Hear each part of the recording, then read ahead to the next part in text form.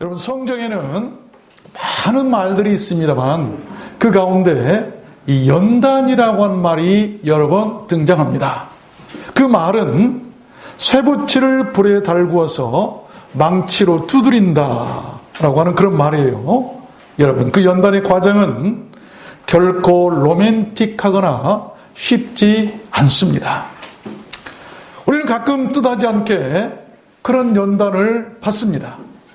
그러한 연단을 하나님께서는 그의 자녀들에게 때로는 적극적으로 장려도 하시고 또한 허용도 하십니다. 특별히 그의 사랑하는 자들에게는 더 혹독한 연단을 주십니다. 왜 그럴까요? 그 이유가 무엇일까요? 특별한 목적하심이 있기 때문입니다. 그래서 저는 오늘 말씀을 받들어서 왜 하나님께서 그렇게 우리들 성도에게 그러한 힘든 연단을 주시는가? 그래야만 하시는 그 이유가 무엇인가? 그 연단이 우리 사람들 가운데 존재하는 이유가 무엇인가? 그 연단의 의도, 그 연단의 동기, 그 연단의 목적하심이 무엇인가를 여러분들께 증거해 드리려고 하는 것입니다. 우리 모두 오늘 말씀을 잘 들었으면 좋겠습니다. 그래서 하나님의 그 연단하심에 합격해서 이전보다 더 나아지고 하나님과 함께 동행까지라도 할 수 있게 되는 그러한 은혜와 축복이 우리 모두에게 있었으면 참 좋겠습니다. 여러분 모두 그렇게 되시기를 주님의 이름으로 축원합니다. 그럼 왜 하나님께서는 그렇게 그의 사랑하는 자들을 연단하시는 것일까요? Purpose, 그 연단의 목적하심이 무엇일까요? 5가지를 말씀할 텐데, 첫 번째로 이 select, 그 자기 백성을 select 하신다, 선택하시고 골라내시기 위해서다라고 하는 그런 말씀이에요. 오늘 본문 말씀을 다시 한번 읽어보면, 보라 내가 너를 연단하였나니 은처럼 하지 아니하고 너를 고난의 풀무에서 택하였노라. 내가 나를 위하여 이를 이룰 것이라. 어찌 내 이름을 욕되게 하리요 내 영광을 다른 자에게 주지 아니하리라. 참 의미 있는 말씀이에요. 여기 연단한다라고 하는 말은 리파인드라고 하는 말이죠. 사람의 생각이나 행위를 세련되게 한다. 또 더 고상하게 만든다. 또한 때를 벗겨내고 더 우아하게 만들고 치밀하고 정확하고 엄밀하고 또 정제시키고 재련시키고 순화시킨다라고 하는 그런 의미의 말이에요. 몸과 마음의 찌꺼기를 닦아내고 배운 것이나 습득한 것을 익숙하게 한다라고 할 때 쓰는 말이 리파인드라고 하는 말입니다. 이 말씀에 보면 하나님의 그 연단하심의 그 연단의 존재 이유와 그 연단의 목적을 분명하게 밝히고 계십니다. 많은 사람들 중에서 자신의 이름을 욕되게 하지 않을 사람이 누굴까?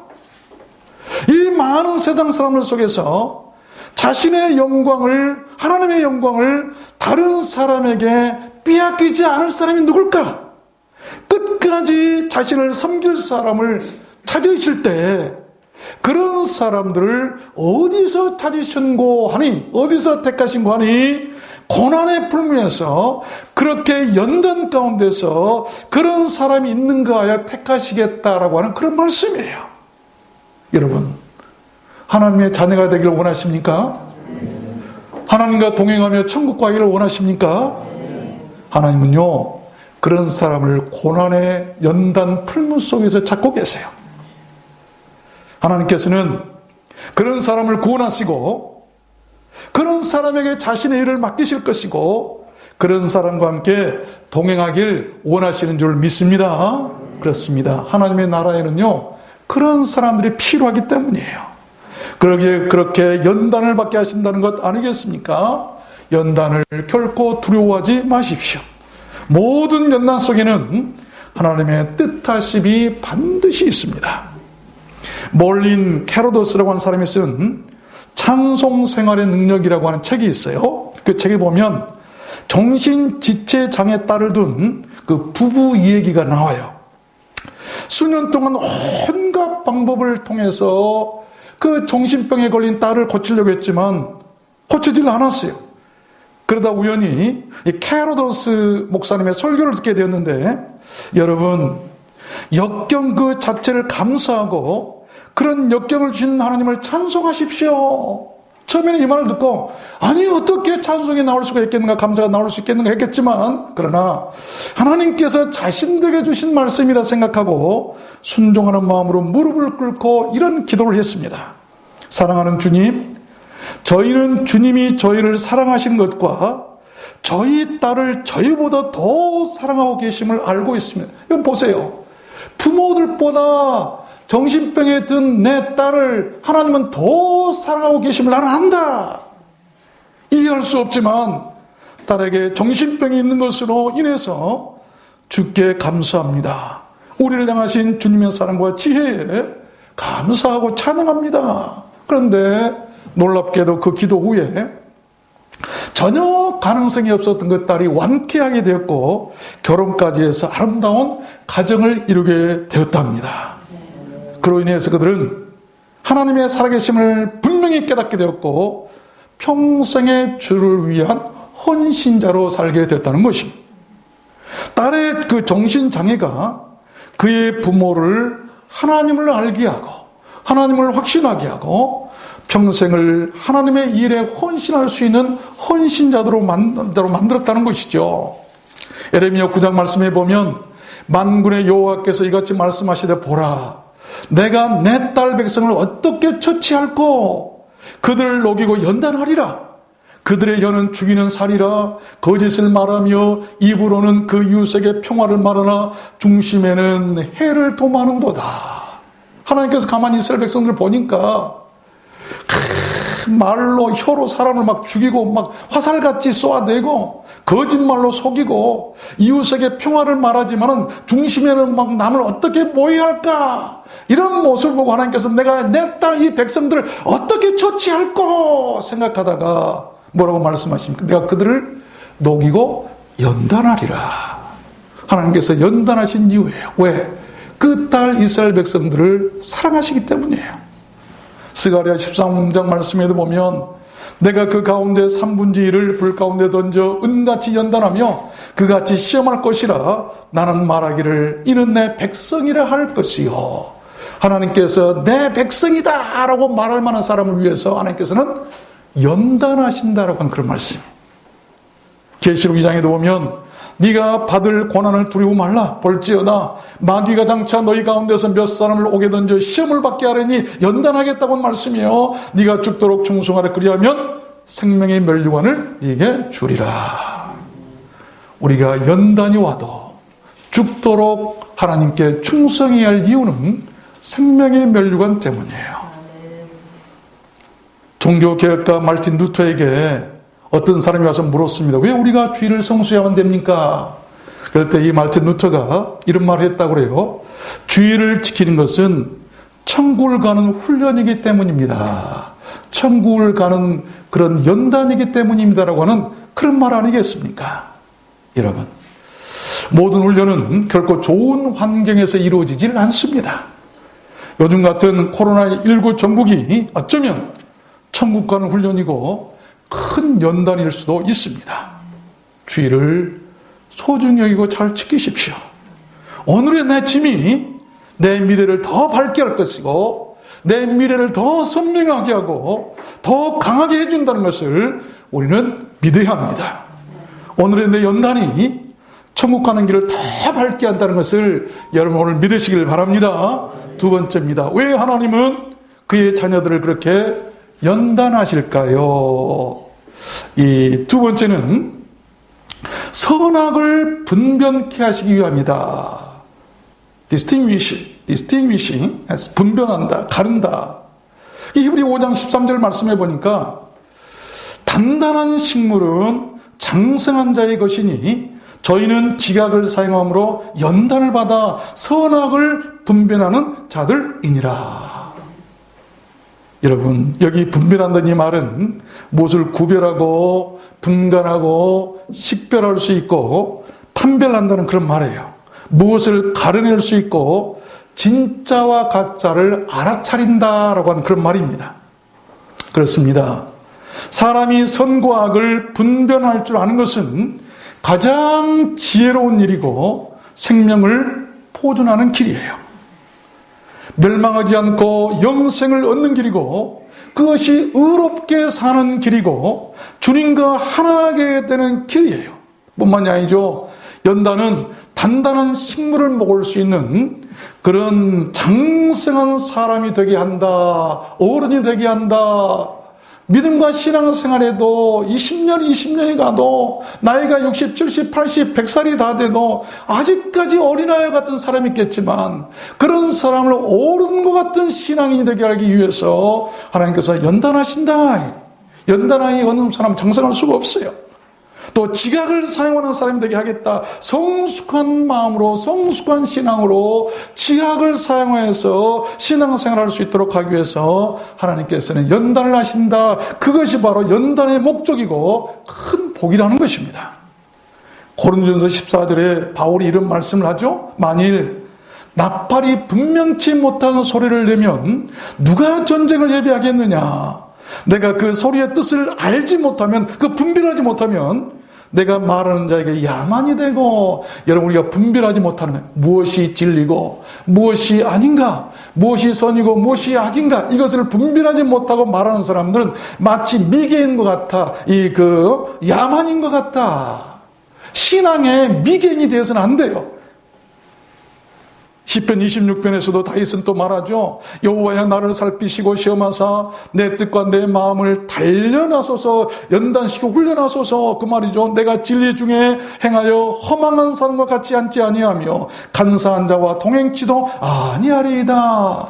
연단받은 사람은 내가 이 사람과 같이 가야 할 사람인가? 내가 이 사람과 같이 앉아야 할 사람인가? 이것을 허망한 사람인가? 간사한 사람인가를 분별하여 그들과 행하지 않도록 해준다고 하는 그런 말씀이에요. 여러분 감사하시길 바랍니다. 연단은 큰 은혜요. 그래서 축복입니다. 선과 악의 결말은 그 차이가 상상할 수 없죠. 선악을 구별할 수 있는 사람은 저주의 길에서 돌이키게 되고 마귀의 올무에서 빠져나오게 되고 구원의 길로 가게 될 줄로 믿습니다. 세 번째입니다. 이 하나님께서는 왜 그의 자녀들 또한 그렇게 연단하시는가? 세 번째는 이 purify, 정결케 하실 때 purify, 정결케 하시기 위해서다. 다니엘서 12장 10절 말씀해 보니까 많은 사람이 연단을 받아 스스로 정결케 하며 희게 할 것이니, 그렇습니다. 또한 하나님께서 우리로 연단받게 하시면 그렇게 정결케 되고 눈같이 희게 하시기 위해서 분명한 목적을 가지고 연단하시겠다. 그의 자녀들 이스라엘 백성들에게 그렇게 하시겠다고 하는 그런 말씀이에요. 여기 정결하게 한다, 희게 한다는 말은 얼룩이나 티끌 한 점 없이 아주 깨끗하게 흠잡을 데가 없는 사람으로 만들겠다라고 하는 말씀이에요. 구속과 관계된 말이죠. 그런 사람이 심판을 견딘다고 성경은 말씀하고 있고 그런 사람을 하나님께서는 받으신다고 성경은 말씀합니다.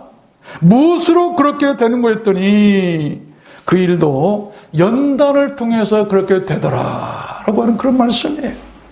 말라기 3장 말씀해 보니까 그가 은을 연단하여 깨끗게 하는 자같이 앉아서 레위 자손을 깨끗게 하되 금 은같이 그들을 연단하리니, 깨끗하게 사람을 깨끗하게 만드시기 위해서 연단하시겠다.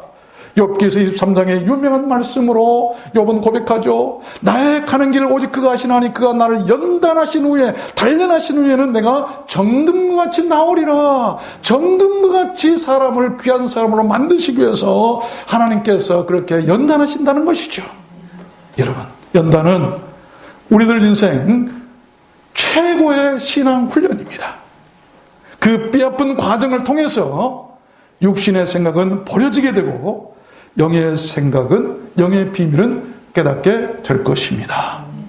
강도가 센 훈련 받는 사람은 더 멋진 전사가 되는 것이죠. 훈련을 받는 군인들이 좋은 환경에서 피단 이불 속에서 훈련하지 않습니다. 피 터지고 정말 힘들고 어려운 가시밭길에서 훈련을 해야 돼. 그래야 유능한 군인이 되는 것처럼 신앙생활도 마찬가지예요. 너무나 안일하고 화려하고 편안한 거 찾지 마세요. 저는 우리 교회가 신앙훈련하기 참 좋다고 생각합니다. 가진 것 아무것도 없고 자랑할 것 아무것도 없고 남의 그냥 집 빌려서 이렇게 모여서 예배드리면서 하나님의 뜻을 쫓아가는 이런 모습이 하나님께서 얼마나 기뻐하실까. 이 연단을 통해서 우리는 천국 가는 사람들이 다 되게 될 줄로 믿습니다. 마지막 네 번째입니다. 왜 하나님은 그의 자녀들을 그렇게 연단하시는 걸까요? 마지막이 아니라 네 번째입니다. 리치, 부요하게 하시기 위해서다. 부요. 계시록 3장 17절에 보면 네가 말하기를 나는 부자라 부유하여 부족한 것이 없다 하나 네 권고한 것과 가련한 것과 가난한 것과 눈먼 것과 벌거벗은 것을 알지 못하도다. 내가 너를 권하노니 네게서 불로 연단한 금을 사서 부요하게 하라라고 하는 그런 말씀이 나와요. 연단한 금으로 사서 부요하라. 연단의 금, 연단한 믿음, 그 믿음으로 말미암아 부요하게 한다. 그렇습니다. 연단은 그렇게 우리들 영혼을 풍요롭게 하고 부요하게 합니다. 그 영혼의 부요가 우리들 권고함이나 가련함이나 가난함이나 눈먼 것이나 벌거벗은 것을 가려주고 채워주시겠다라고 하는 그런 말씀 아니겠습니까? 56세의 젊은 나이로 세상을 떠난 장령이라고 하는 교수가 계세요. 그 사람은 생후 1년 만에 두 다리를 쓰지 못하는 소아마비 장애에 걸려서 평생을 장애와 싸우게 됩니다. 그는 많은 서러움과 우여곡절 끝에 미국에 건너가서 공부를 하고 그리고 한국으로 돌아와서 대학 교수가 되죠. 그런데 그녀의 시련은 거기에 끝나질 않았어요. 대학 교수가 됐지만 어렵게 해서 훗날 유방암에 걸립니다. 그뿐만이 아니라 3년 뒤에는 척추암이 걸렸어요. 움직일 수가 없었어요. 그리고 그 다음 4년 뒤에는 간암까지 걸려서 온몸에 암이 퍼졌습니다. 그가 그런 투병 중에 썼던 책이 하나 있는데 살아온 기적, 살아갈 기적이라고 하는 책이 있어요. 그 책에 보면 이런 대목이 나옵니다. 얼마나 감동을 받았는지 모르겠어요. 하나님이 다시 일어서는 법을 가르치시기 위해서 나를 넘어뜨리셨다. 나는 그것을 믿는다. 그러기에 나는 희망을 가질 수 있다. 내가 살아보니까 명품 핸드백을 들고 다니든 비닐봉지를 들고 다니든 중요한 것은 그 내용물이더라. 살아보니까 결국 중요한 것은 껍데기가 아니라 알맹이고 겉모습이 아니라 속마음이더라. 재미있게 공부해서 실력 쌓고 진지하게 놀아서 경험 쌓고 진정으로 남을 위해 덕을 쌓는 것이 실속이더라. 살아보니까 내가 누구에게 무엇을 주는 친절과 사랑은 미친 적이 없더라. 소중한 사람을 사귀는 것은 1시간이 걸리고 그를 사랑하게 되는 것은 하루가 걸리고 그를 잊어버리는 것은 평생이 걸리더라. 남의 마음속에 좋은 추억으로 남는 것만큼 보장된 투자도 없더라. 남은 시간 동안 서로 보듬어 안아주고 마음 깊이 위로하며 공감해주고 더불어 같이 지낼 수 있기를 바라는 것이 가장 좋은 생이더라. 진정한 사랑은 확인하는 것이 아니라 확신하는 것이더라.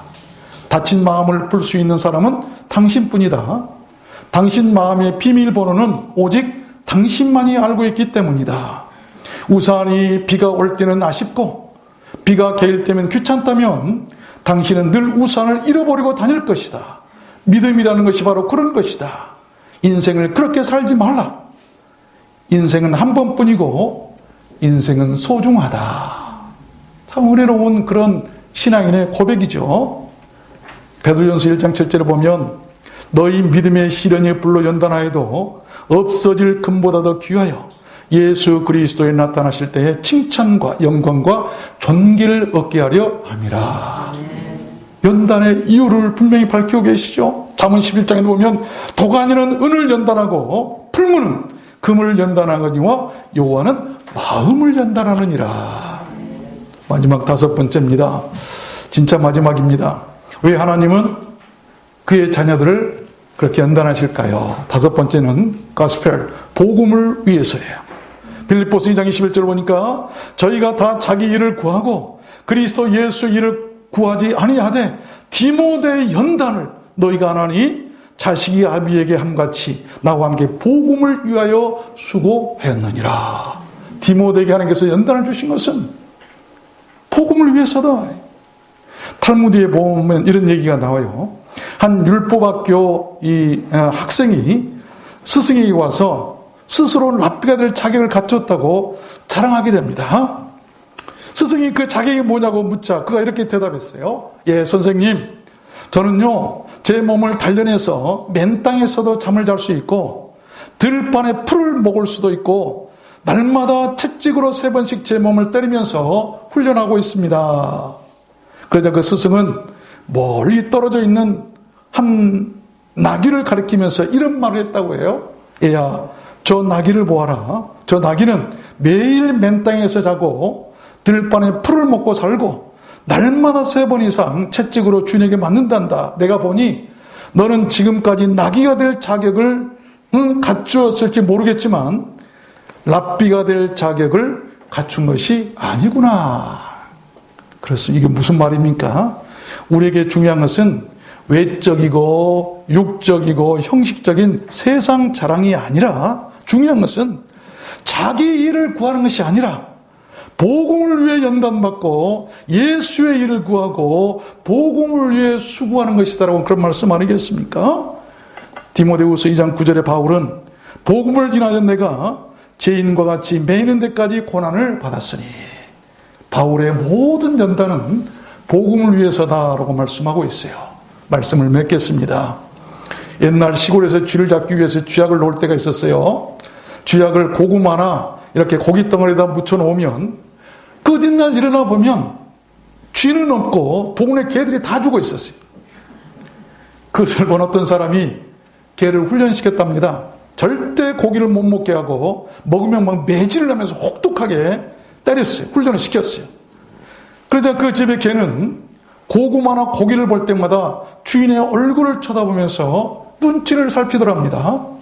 그리고 주인이 먹으라고 하는 고기와 고구마만 먹었대요. 그래서 그 집 개맛 살게 됐다는 것 아니겠습니까?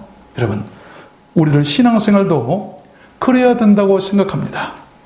우리는 무슨 일이든 먼저 주인 되신 하나님을 바라봐야 돼요. 어떤 면에서는 하나님의 그 눈치를 좀 보면서 우리가 살았으면 좋겠어요. 저부터가 너무 막무가내식으로 살아가고 있습니다만 하나님 눈치보다 사람 눈치를 더 보고 있는 것이 내 모습이 아닌가. 무엇을 많이 잃었다고 슬퍼하지 마십시오. 많이 가졌다고 자랑도 하지 마십시오. 흘러가는 세월에 미련 두지도 마시고 사라져가는 것들에 너무 마음 두지 말고 살아가세요. 어차피 이 세상은 잠시 머물다가 떠나가야 하는 정류장과 같은 곳 아니겠습니까? 겨울인가 싶더니 금세 봄이 되고 봄인가 싶더니 금세 또 여름이 올 것이 봄이 되면 이 죽은 것처럼 보이던 풀이나 나무들에서 푸릇한 생명 넘치는 새싹들이 돋아나게 되죠. 그 비결이 뭔 줄 아십니까? 추운 겨울에도 땅 속에 묻혀서 추위를 견딘 그 연단을 받은 그 뿌리들 때문이에요. 코로나19와 같은 그 어떤 연단 가운데서도 무엇보다 여러분 믿음의 뿌리를 잘 지키십시오. 뿌리만 죽지 않으면 때가 되면 반드시 다시 삽니다. 교회도 신앙도 사업도 인생도 모두 마찬가지 아니겠습니까? 그래서 예배를 고집하고 몇 사람 나오지 않아도 예배를 지키고 예배 시간을 지키고 기도 시간을 지키고 말씀 보고 교회를 붙드는 것은 믿음의 뿌리만 지킨다면 언젠가 다시 싹이 난다는 것이죠. 연단은 누구에게나 있고 누구나 받는다는 것을 믿으시길 바랍니다. 잠시 받는 그 연단으로 우리가 하나님의 백성이 되고 선악을 분별할 수 있게 되고 정결케 되고 영혼의 부요를 얻을 수 있고 복음을 알고 복음을 전할 수 있고 예수의 일을 하고 복음을 위해서 수고하는 자가 된다고 한다면 이것처럼 더 큰 복이 세상에 어디에 있겠습니까? 우리들 들어왔는 소금교는 그 연단을 통해서 승리하고 그 연단을 통해서 축복받는 그런 교회가 되었으면 참 좋겠습니다. 여러분 모두 다 꼭 그렇게 되시기를 주님 이름으로 축원합니다.